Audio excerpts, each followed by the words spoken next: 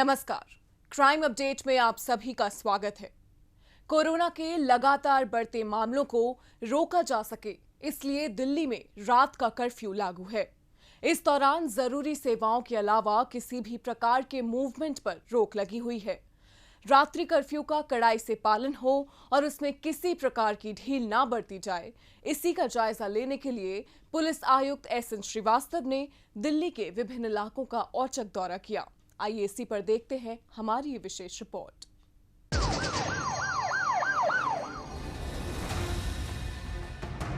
Corona की दूसरी लहर में देश के कई राज्यों के साथ साथ राजधानी दिल्ली में संक्रमितों की तेजी से बढ़ती संख्या काफी चिंताजनक है। यही वजह है कि कोरोना के बढ़ते मामलों पर लगाम लगाने के लिए दिल्ली में रात 10 बजे से सुबह 5 बजे तक नाइट कर्फ्यू लगाया गया है। नाइट कर्फ्यू का पालन सख्ती से हो और इसमें कोई ढिलाई न बरती जाए, इसका जायजा लेने के लिए दिल्ली पुलिस आयुक्त एसएन श्रीवास्तव ने देर रात दिल्ली के अलग अलग स्थानों का औचक दौरा किया। साथ ही उन्होंने मौके पर मौजूद पुलिस अधिकारियों को पुलिस कर्मियों से जरूरी जानकारी लेने के अलावा उन्हें आवश्यक दिशा निर्देश भी दिए। दिल्ली में नाइट कर्फ्यू 30 अप्रैल तक लागू किया गया है। इस बार जो कोरोना है वो काफ़ी तेज़ी से फैल रहा है। बनिस्बत की पिछली साल जो हुए थे कोरोना, उसके मुकाबले में काफ़ी तेज़ी से हो रहा है और ज़रूरी है कि सभी लोग जागरूक भी हों और जितने भी सेफ्टी प्रिकॉशंस हैं उसको फॉलो करें। रात के समय में कई सारे रेस्टोरेंट्स और बैंक्वेट हॉल इस पे ये फॉलो नहीं हो रहा था, तो नाइट कर्फ्यू इन्फोर्स हुआ है और उसको ठीक तरीके से इन्फोर्स हो, इसके लिए मैं देखने आया हूँ। मैं देख रहा हूँ कि इसकी इन्फोर्समेंट अच्छी तरीके से है। हमारे ऑफिसर्स पिछले कई दिनों से कड़ी मेहनत कर रहे हैं, दिन भर की ड्यूटी के बाद रात में भी ड्यूटी कर रहे हैं। अच्छी बात है, मैं इससे संतुष्ट हूँ। कर्फ्यू के दौरान दुकानें और रेस्टोरेंट बंद रहे, इस पर भी पूरी नजर रखी जा रही है। साथ ही दिल्ली पुलिस द्वारा भी तमाम एहतियाती कदम उठाए गए हैं ताकि इस वायरस के संक्रमण को रोका जा सके। जहां पुलिसकर्मी इसके संक्रमण से बचने के लिए सभी सावधानियां बरत रहे हैं, वहीं पूरी मुस्तैदी के साथ अपने कर्तव्य को अंजाम देने में भी जुटे हैं। इस दौरान जरूरी सेवाओं और सामान की आपूर्ति बराबर बनी रहे और उसमें किसी भी प्रकार की कोई बाधा ना आए, इसका भी खास ध्यान रखा जा रहा है। देखिए, जनता से मैं यही उनसे सहयोग लेना चाहता हूं कि वो अपने हिफाजत के लिए, अपने दोस्त परिवार के लिए, अपने देशवासियों के लिए, अपने दिल्ली वासियों के लिए अपनी हिफाजत करें ताकि वो कोरोना से दूसरों को संक्रमित ना करें। इससे जो हॉस्पिटल्स पे उस पर प्रेशर ज़्यादा ना आए और लोग जल्दी से ठीक होकर के अपने घर आ जाएं। ज़रूरी है कि हर एक कोई कोविड अप्रोप्रिएट बिहेवियर फॉलो करे, अच्छी मास्क पहने, हर वक्त मास्क पहने जब भी बाहर जाते हैं और अपने आपस में जो सोशल डिस्टेंस है उसका पालन करें और हाथ जरूर साफ रखें। ये बहुत ज़रूरी है इस कोरोना के जंग में के साथ जो जंग है उसमें जीत हासिल करने की। कोरोना वायरस के खतरे से कोविड प्रोटोकॉल का सख्ती से पालन करके ही बचा जा सकता है। इसलिए जरूरी है कि मास्क पहने, 2 गज दूरी और बार बार हाथ धोने जैसे नियमों का पालन करने में कोई कोताही न बरती जाए। सार्वजनिक जगहों पर मास्क ना पहनने और सोशल डिस्टेंसिंग का ठीक से पालन ना करने वालों का दिल्ली पुलिस द्वारा चालान किया जा रहा है। दिल्ली पुलिस द्वारा नागरिकों से बार बार यह अपील की जा रही है कि वे हेल्थ प्रोटोकॉल का भली भांति पालन करें ताकि इस बीमारी को हराया जा सके। हर किसी को मालूम है कि 2000 का फाइन कोविड अप्रोप्रिएट बिहेवियर ना फॉलो करने के लिए 2000 का फाइन है और वो एक बड़ी रकम है। दूसरा, और अन्य प्रकार की जो वायलेशंस होती है, जो भी गाइडलाइंस होती हैं उसको ना मानते हैं तो 188 सीआरपीसी आईपीसी के तहत केस दर्ज होता है और उसमें केस कोर्ट को जाता है और उसमें ट्रायल भी होती है। दिल्ली पुलिस इस कर्फ्यू को कड़ाई से लागू करने के लिए पूरी सतर्कता से लगी है। साथ ही पुलिस लोगों को कोरोना की इस दूसरी लहर से सचेत और उन्हें जागरूक करने के लिए अभियान भी चला रही है ताकि वे इस बीमारी की चपेट में आने से बच सके। इसी के तहत दिल्ली पुलिस ने सुबह सुबह पार्कों में सैर के लिए आने वाले लोगों को कोरोना से जुड़े सभी प्रोटोकॉल का सख्ती से पालन करने की हिदायत दी है। इस दौरान उन्हें रात 10 बजे से लेकर सुबह 5 बजे तक लगाए गए नाइट कर्फ्यू से भी अवगत कराया जा रहा है और जहां तक संभव हो घर पर रहने की अपील भी की गई है। साथ ही पुलिस कर्मियों ने लोगों से मास्क पहनने और सोशल डिस्टेंसिंग का पालन करने की भी अपील की है। हमारे जो इतनी भी माइक के द्वारा जो PCR वैन्स हैं वो भी अनाउंसमेंट कर रही है और हम आने वाले दिनों में ये भी कोशिश कर रहे हैं कि कई अपने वीडियो बना करके हम अपने जनसंपर्क वाहन हैं हमारे, उसके द्वारा हम लोगों को जागरूक कर सकें। कोरोना संक्रमण पर जल्द से जल्द काबू पाने के लिए तमाम उपाय किए जा रहे हैं। लोगों के सहयोग के बिना इसे खत्म नहीं किया जा सकता है, इसलिए जरूरी है कि लोग सभी नियम कायदों का सख्ती से पालन करें और सुरक्षित रहें। कोरोना काल में पुलिसकर्मी फ्रंटलाइन वॉरियर के रूप में दिन रात अपनी ड्यूटी को अंजाम देने में लगे हैं। कार्य के दौरान उनके संक्रमित होने का खतरा लगातार बना रहता है। इसी के मद्देनजर पुलिस आयुक्त SN श्रीवास्तव ने अपने संदेश में सभी पुलिसकर्मियों को ड्यूटी के दौरान पूरी सावधानी बरतने को कहा है। साथियों, जानकारों का कहना है कि कोरोना की ये नई लहर पिछले बार के मुकाबले ज़्यादा गंभीर है। इसके कारण संक्रमण की संख्या काफ़ी तेज़ी से बढ़ रही है, इसलिए हमें ज़्यादा सावधानियां बरतने की आवश्यकता है। पिछले कुछ दिनों से दिल्ली पुलिस के हमारे कुछ साथी कोरोना पॉजिटिव पाए गए हैं। यह संख्या बढ़ती जा रही है, जो कि चिंता का विषय है। पुलिस कर्मियों का कोरोना से उत्पन्न स्थिति से निपटने में अहम योगदान रहा है। दिल्ली पुलिसकर्मी इन परिस्थितियों में भी अपने को घर में सीमित नहीं रख सकते। हमें इस कोरोना वायरस की लड़ाई में अपने कर्तव्यों का निर्वहन करते हुए कोरोना वायरस से अपना बचाव भी करना होगा। एक दूसरे के साथ काम करते हुए, जनता के बीच जाते हुए, वेरिफिकेशन करते हुए, चालान काटते समय, पिकेट पे ड्यूटी देते समय, अस्पताल में आते जाते वक्त कोरोना से संक्रमित होने की काफ़ी संभावना बनी रहती है, परंतु एहतियात बरतने से इस संभावना को कम किया जा सकता है। आप अपने चेहरे पर N95 मास्क या 3 प्लाई सर्जिकल मास्क लगा कर रखें। पतले कपड़े से बना हुआ मास्क आपके लिए शायद पर्याप्त ना हो। कम से कम 2 परतों वाले मास्क को अवश्य पहने। हमें एक दूसरे से उचित दूरी बनाकर ही काम करना चाहिए, अन्यथा यह हानिकारक सिद्ध होगा। अपने कार्यस्थल पर सोशल डिस्टेंसिंग का ध्यान रखें व अपने कार्यस्थल या वाहन आदि को सैनिटाइज करें और अपने हाथों को साबुन से बार बार धोते रहें। इम्यूनिटी बढ़ाने वाली चीज़ों जैसे आयुर्वेदिक काढ़ा, विटामिन C, जिंक टैबलेट आदि का नियमित सेवन डॉक्टर की सलाह लेकर करते रहें। स्वस्थ रहने के लिए योग और व्यायाम भी नियमित रूप से करें। यह ध्यान रखें कि वैक्सीन लगाने के बाद भी आप कोई लापरवाही न करें। भीड़ भाड़ वाली जगहों, सामाजिक कार्यक्रमों से बचें। यहाँ तक कि अपनी ड्यूटी के दौरान भी सामाजिक दूरी बनाकर रखें। हमें अपनी सुरक्षा के साथ साथ अपने परिवार की सुरक्षा का भी ध्यान परस्पर रखना चाहिए। आप सुरक्षित रहकर ही दूसरों की रक्षा कर सकते हैं। आपको यह बात ध्यान में रख लेनी चाहिए कि आपके सामने वाला संभवतः कोरोना से संक्रमित हो सकता है।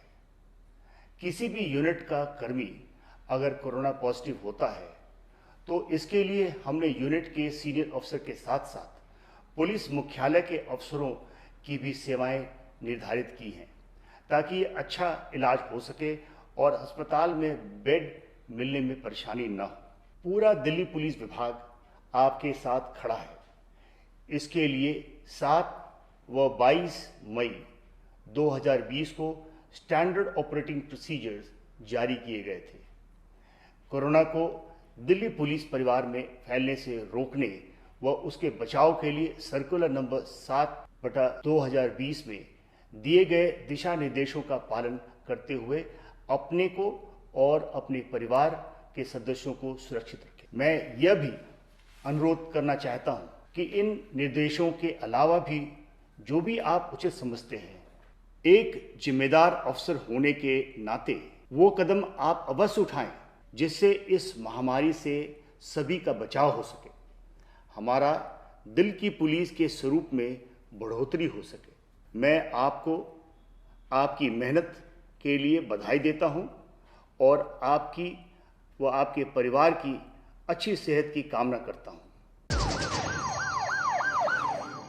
और अब वक्त है पिछले दिनों सुर्खियों में रही कुछ खास खबरों पर एक नजर डालने का, लेकिन पहले देखते हैं पुलिस द्वारा जारी ये महत्वपूर्ण संदेश। ठहरिए, किसी भी लावारिस वस्तु या वाहन को हाथ न लगाएं। ये बम भी हो सकता है। यदि आप ऐसी किसी भी संदिग्ध गतिविधि को देखते हैं तो तुरंत 100 नंबर पर या नजदीकी पीसीआर या थाने में इसकी सूचना दें। आपकी जरा सी सावधानी किसी भी बड़े संभावित हादसे को रोकने में मददगार साबित हो सकती है। पुलिस की पैनी निगाहें देशद्रोहियों की गतिविधियों पे लगी हैं। आप भी पुलिस का सहयोग करें। याद रखिए, किसी भी लावारिस वस्तु को न छुएं। अपना मकान किसी अनजान व्यक्ति को किराए पर न दें। अपनी कार, स्कूटर या मोटरसाइकिल बेचने से पहले खरीदार की पहचान कर लें। मेलों और त्योहारों के दौरान अपने बच्चों का ध्यान रखें और भीड़ वाली जगहों पर जाने से बचें। अपने बच्चों को किसी भी लावारिस वस्तु को न छूने दें और औरों को भी इसके प्रति जागरूक करें। ध्यान रखें, किसी भी संदिग्ध व्यक्ति, वस्तु या वाहन को देखते ही फौरन 100 नंबर पर फोन करें या नजदीकी पीसीआर वैन या पुलिस स्टेशन पर इसकी जानकारी दें। या 1090 पर सूचित कर हमारी आंख और कान बने। आपकी पहचान को गुप्त रखा जाएगा। सावधान रहें, चौकस रहें, सुरक्षित रहें।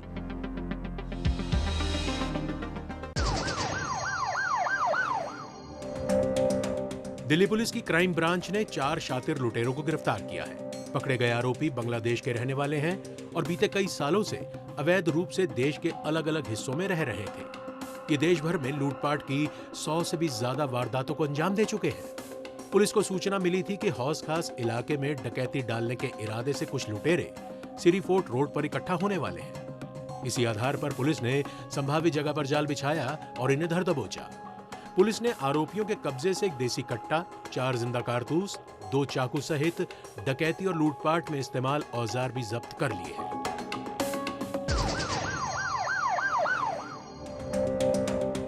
ब्लाइंड मर्डर की गुत्थी को सुलझाते हुए उत्तरी जिला पुलिस ने आरोपी रविंद्र को गिरफ्तार किया है। आरोपी और सोनू नाम के एक युवक के बीच शराब पीकर झगड़ा हो गया था। गुस्से में आकर आरोपी ने सोनू की हत्या कर दी और मौके से फरार हो गया। पुलिस को पुश्ता रोड पर एक युवक की लाश पड़े होने की पीसीआर कॉल मिली थी। इसी बाबत मामला दर्ज कर जांच पड़ताल कर पुलिस आसपास लगे सीसीटीवी और अन्य सूत्रों से जानकारी जुटाने में जुटी थी। इसी बीच पुलिस को गुप्त सूत्रों और सीसीटीवी फुटेज के बल पर आरोपी की पहचान करने में कामयाबी मिली। इसके बाद पुलिस ने यूपी के अलीगढ़ जिले में स्थित इसके ठिकाने पर छापा मारा और इसे धर दबोचा।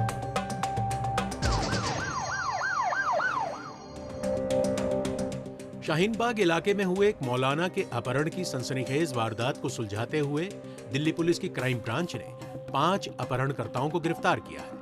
पकड़े गए अपहरणकर्ताओं में से एक सदाकत ओखला के इलाके में फूड स्टॉल चलाता था और उससे हुई बचत और क्रिकेट में सट्टा लगाकर कमाए गए 20 लाख रुपए इसने मौलाना के पास जमा करा रखे थे। लेकिन जब सदाकत ने दुकान खरीदने के लिए मौलाना से पैसे वापस मांगे तो मौलाना पैसे देने से मुकर गया। इस बात से गुस्साए सदाकत ने अपने अन्य साथियों के साथ मिलकर मौलाना का अपहरण कर लिया और उसे सकुशल छोड़ने के एवज में उसके घर वालों से 25 लाख रुपए की फिरौती की मांग की। जांच पड़ताल में जुटी पुलिस ने टेक्निकल सर्वेलांस के आधार पर सदाकत को नोएडा स्थित इसके ठिकाने से धर दबोचा। बाद में इसकी निशानदेही पर पुलिस ने अपहृत मौलाना को सकुशल छुड़ाते हुए बाकी आरोपियों को भी गिरफ्तार कर लिया। पुलिस ने आरोपियों के कब्जे से फिरौती के लिए फोन करने में इस्तेमाल 4 मोबाइल फोन भी जब्त कर लिए।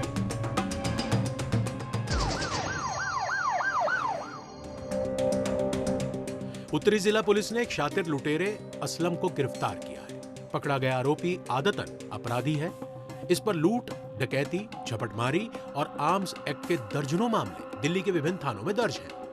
वजीराबाद क्षेत्र स्थित एक दुकान में चोरी होने की शिकायत पुलिस में दर्ज कराई गई थी। वजीराबाद जगतपुर रोड पर ऑटो रिक्शा के साथ संदिग्ध अवस्था में खड़े 3 शख्स इलाके में गश्त कर रही पुलिस को देखकर भागने लगे, लेकिन पुलिस ने उनका पीछा कर एक ऑटो ड्राइवर को धर दबोचा, जबकि 2 भागने में कामयाब रहे। बाद में पकड़े गए शख्स की पहचान आरोपी असलम के रूप में हुई।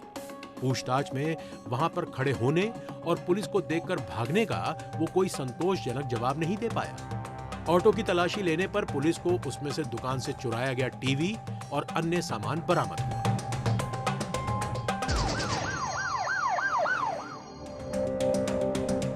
दक्षिण पूर्वी जिला पुलिस ने 2 जालसाज धर्मेंद्र और ऋषभ को गिरफ्तार किया है।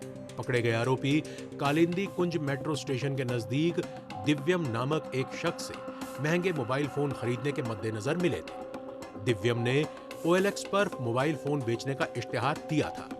मिलने पर इन्होंने उससे 2 मोबाइल फोन खरीदने का सौदा किया और ATM तक चलने को कहा ताकि उसे वहां पैसे का भुगतान किया जा सके। लेकिन जैसे ही दिव्यम अपनी बाइक पार्क करने के लिए पार्किंग में गया, दोनों आरोपी मोबाइल फोन लेकर अपनी कार में बैठकर फरार हो गए। इसी के मद्देनजर एक रिपोर्ट पुलिस में दर्ज कराई गई थी। जांच पड़ताल में जुटी पुलिस ने मिली गुप्त सूचना के आधार पर दोनों आरोपियों को मदनपुर खादर के इलाके से गिरफ्तार कर लिया। पुलिस ने आरोपियों के कब्जे से दोनों मोबाइल फोन भी बरामद कर लिए हैं।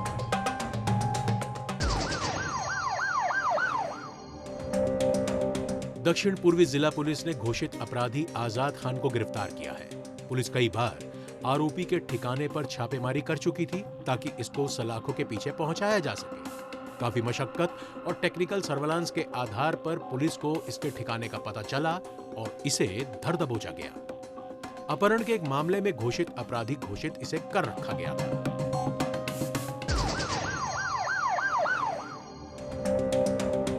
ऑटो लिफ्टर गैंग का पर्दाफाश करते हुए दक्षिण पूर्वी जिला पुलिस ने 3 शातिर ऑटो लिफ्टर्स को गिरफ्तार किया है। पकड़े गए आरोपी बड़े पैमाने पर वाहन चोरी की वारदातों को अंजाम देने में जुटे थे। इन पर दिल्ली के अलग अलग थानों में वाहन चोरी के कई मामले दर्ज हैं। गश्त करने के दौरान पुलिस को कुंवर सिंह नगर इलाके में एक शख्स बिना नंबर की बाइक पर संदिग्ध अवस्था में आता हुआ दिखाई दिया। रुकने का इशारा करने के बावजूद भी ये भागने की कोशिश करने लगा, लेकिन पुलिस ने फुर्ती दिखाते हुए इसे धर दबोचा। बाद में इसकी निशानदेही पर पुलिस ने इसके 2 अन्य साथियों को भी गिरफ्तार कर लिया। पुलिस ने आरोपियों के कब्जे से एक देसी कट्टा, चुराई गई 8 बाइक और स्कूटी व 2 मोबाइल फोन बरामद करते हुए वाहन चोरी के दर्जनों अन्य मामले भी सुलझा लिए।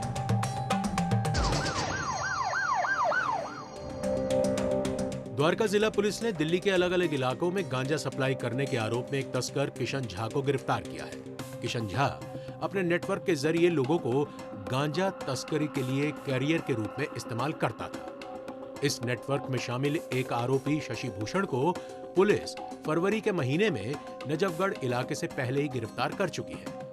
उससे की गई पूछताछ में ही सप्लायर किशन झा का नाम सामने आया। कोर्ट ने किशन के खिलाफ गैर जमानती वारंट भी जारी कर रखा था। एक सूचना के आधार पर पुलिस ने इसे नजफगढ़ इलाके से धर दबोचा।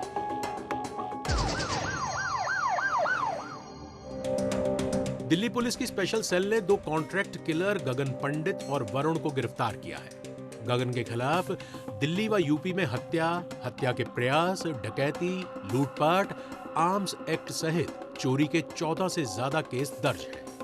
पिछले साल सितंबर महीने में GTB एनक्लेव में किन्नर एकता जोशी हत्याकांड को 55 लाख रुपए की सुपारी लेकर इन दोनों ने अपने एक अन्य साथी के साथ मिलकर अंजाम दिया था। इस हत्याकांड में इनकी गिरफ्तारी के लिए दिल्ली पुलिस ने गगन पंडित पर 1 लाख और वरुण पर 50,000 रुपए का इनाम भी घोषित कर रखा था। फरार चल रहे दोनों बदमाशों के बारे में पुलिस को सूचना मिली थी कि एक कार के जरिए निरंकारी समागम ग्राउंड के पास आने वाले हैं। इस आधार पर पुलिस ने वहां ट्रैप लगाया और एक मुठभेड़ के बाद इन्हें धर दबोचा। पुलिस ने इनके कब्जे से 2 पिस्टल सहित 6 जिंदा कारतूस भी बरामद कर लिए।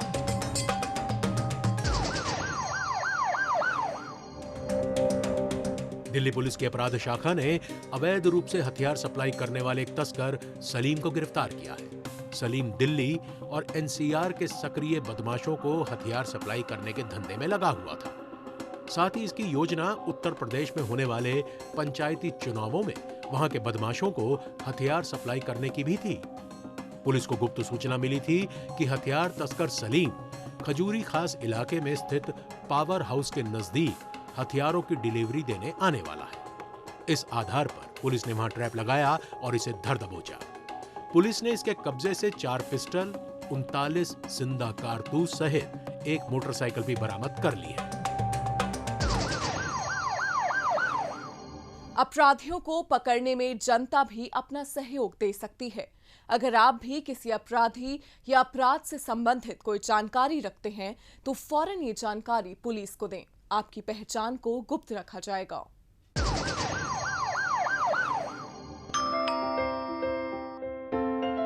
बेटा, आपकी मम्मी ने मुझे आपके पास रुकने के लिए बोला है।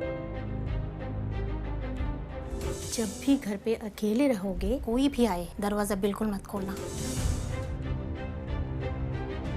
हेलो मम्मा, क्या आपने आपकी सतर्कता बेटी के जीवन का वरदान है। खुद संभलें और अपनों को संभालें। दिल्ली के रोहिणी जिले के बेगमपुर पुलिस स्टेशन को दिल्ली के सर्वश्रेष्ठ पुलिस स्टेशन के रूप में सम्मानित किया गया है। गृह मंत्रालय द्वारा निर्धारित विभिन्न मापदंडों पर खरा उतरने के बाद ही ये पुरस्कार बेगमपुर पुलिस स्टेशन को दिया गया है। इसी पर देखते हैं हमारी ये रिपोर्ट।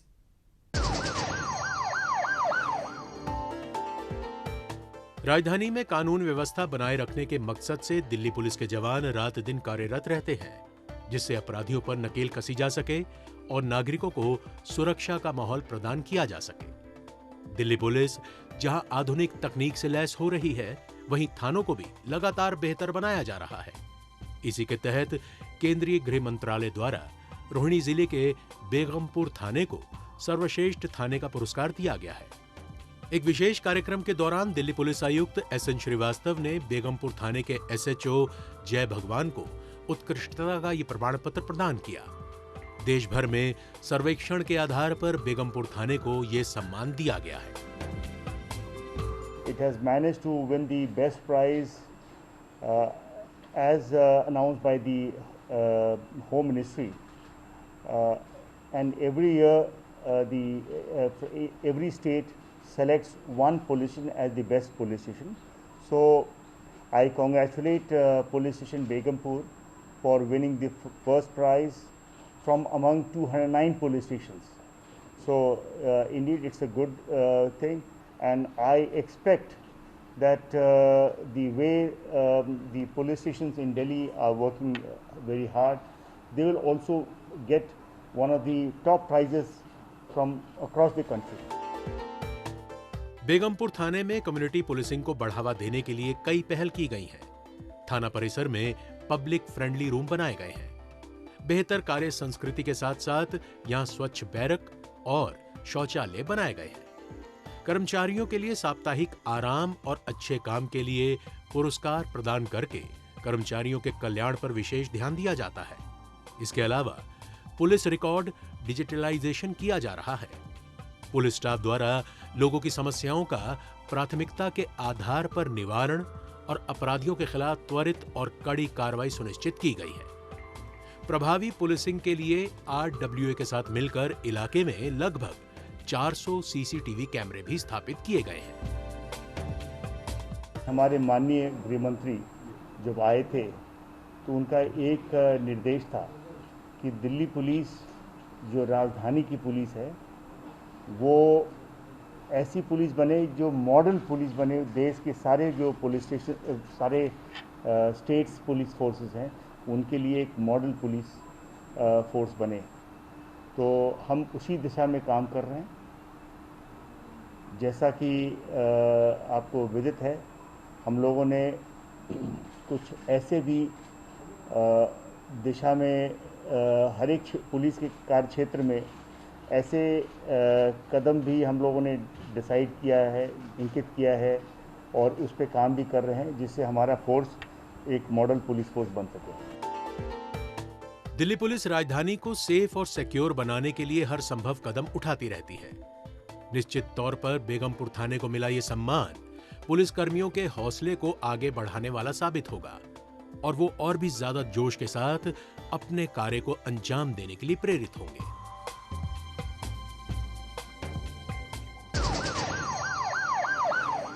आज के इस कार्यक्रम में बस इतना ही।